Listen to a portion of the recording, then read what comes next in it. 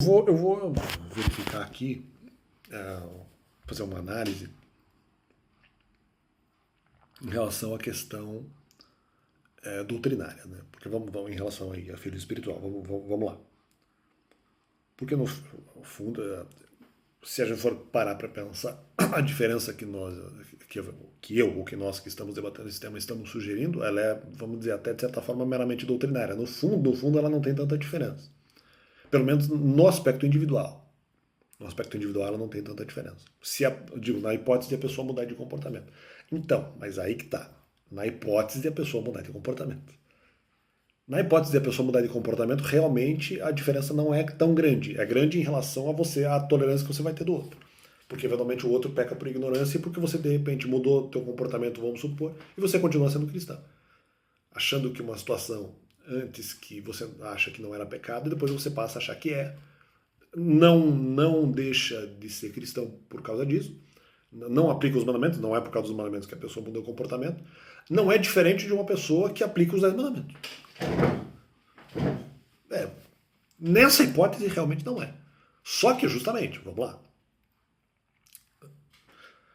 No caso de se entender que o Novo Testamento encampa a tese de morte de filhos espirituais, o Novo Testamento não pode causar risco.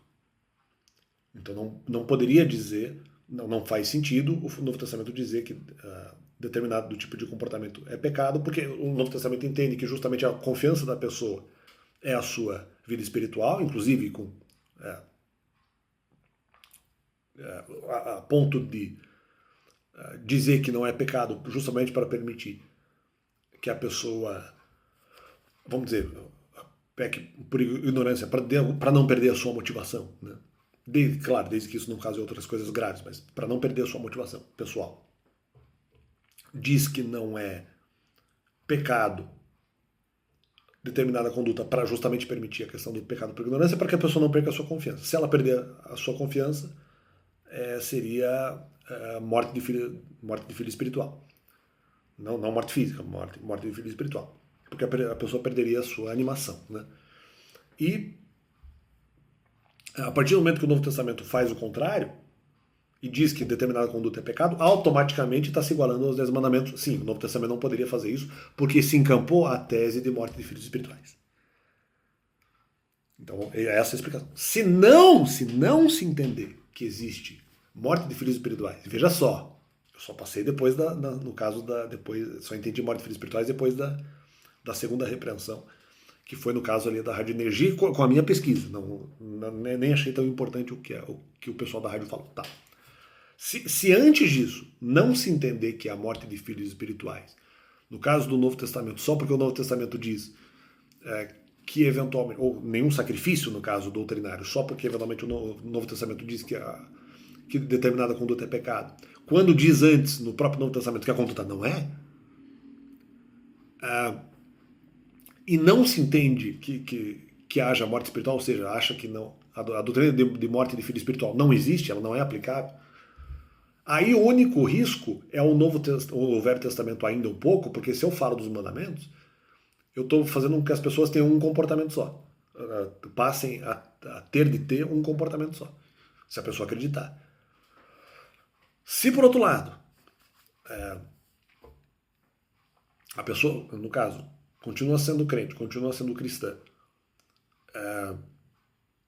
e não se entende haver possibilidade de morte de filho espiritual, consequentemente não há problema em você ter dois comportamentos só porque eventualmente os 10 mandamentos poderiam ser um risco. Mas não há um risco dentro, aí que tá, dentro do próprio, veja bem, isso que eu estou tentando dizer, não há um risco dentro do próprio Novo Testamento só porque o Novo Testamento sugere que também algo é pecado, quando diz também no próprio Novo Testamento que a mesma atitude não é. Aí não há uma contradição nesse caso, porque o Novo Testamento não estaria eventualmente colocando em risco a confiança da pessoa, dizendo que eventualmente o comportamento de ter, no caso, ter confiança é errado, ou até outras coisas semelhantes, ou mesmo até outros tipos de pecado. Como o Novo Testamento não está dizendo que é errado, mas não encampa a tese de morte de filho espiritual, aí não há problema o Novo Testamento fazer isso e dizer que eventualmente a conduta é pecado. ou algumas condutas específicas, são pecado quando dizia que não era antes. Aí não há problema, porque o Novo Testamento, como caminho de fé, está sugerindo mais de um comportamento possível. E aí não há risco. Essa é a grande questão. E é diferente, aí que tá. E aí não há risco, porque não é nem que se torna, na verdade, diferente do Velho Testamento, que está sugerindo já um comportamento só desde o começo. Justamente, não é nem risco, porque daí a doutrina, vamos dizer, o risco seria menor, mas a doutrina é diferente. O risco dos 10 mandamentos é maior, o risco do Novo Testamento é menor, mas o Novo Testamento se permite eventualmente ter os dois caminhos contrários, ter os dois caminhos antagônicos. Se você entendesse que morte de filho espiritual existe, aí não teria como, porque seria uma contradição. O Novo Testamento, como é possível morte de filho espiritual, dizer que é pecado, dizer que algo específico é pecado, seria, mesmo que fosse menos que os 10 mandamentos, é um risco que nunca poderia acontecer no Novo Testamento. Porque o Novo Testamento está reconhecendo que falar que é pecado é morte de filho espiritual, então não pode falar. Se não se entender que essa tese não existe, não, que é justamente o meu pensamento anterior, eu não tenho como fazer essa ligação de, mas o Novo Testamento está causando risco. Não, porque o Novo Testamento dizer que a conduta é pecado, isso que eu quero dizer. O Novo Testamento, nessa hipótese, que não há morte de filho espiritual, o Novo Testamento dizer que a conduta é proibida ou é errada, não está impedindo o sujeito de eventualmente cometer a conduta. Porque o Novo Testamento diz que a conduta é correta. Quando tem morte de filho espiritual, é claro que você falar que a conduta é errada e tirar a confiança da pessoa é óbvio que é um risco. Se você acha que não tem morte de filho espiritual, nem só por isso, por qualquer outro, o próprio conceito de morte de filho espiritual não existe, qual que é o problema em falar que a conduta é proibida? Essa é a questão, porque não há prejuízo. Olha de novo, barulhinho alto. Estou fazendo barulhinho para me incomodar aí no negócio. Já é a segunda vez que eu faço vídeo, então eu coloco um barulhinho. É o pessoal do carro de lixo. Essa é a questão, mas enfim, independente. Essa é a questão. Qual é o prejuízo, se não há morte de filho espiritual, em dizer que a conduta é pecado? Essa é a grande questão.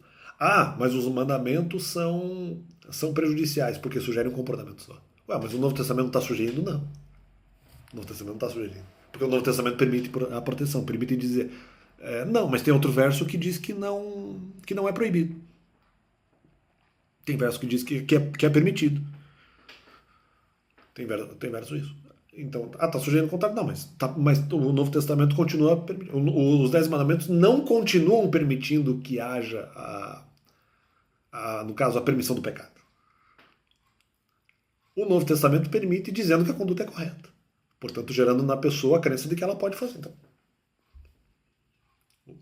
o Novo Testamento continua. Se o Novo Testamento diz que é proibido, não importa, porque ele continua dizendo que é permitido.